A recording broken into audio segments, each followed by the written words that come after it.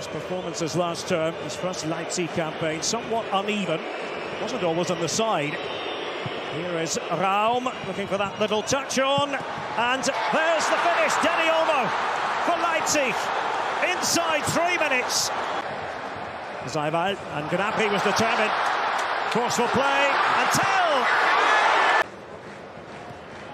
Werner taking up that position on the left. Dani Olmo keeps his balance. Oh my goodness! What have we just seen?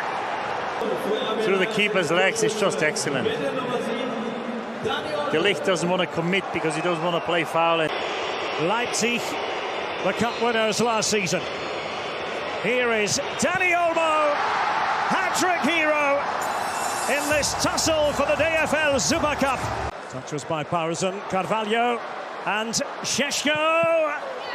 Ulreich deserves credit. RB Leipzig are the winners of the 2023 DFL Super Cup.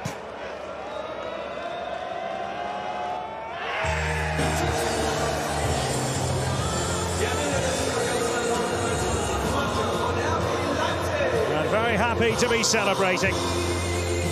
Not many teams come here to the Allianz Arena and defeat the mighty FC Bayern by 3-0.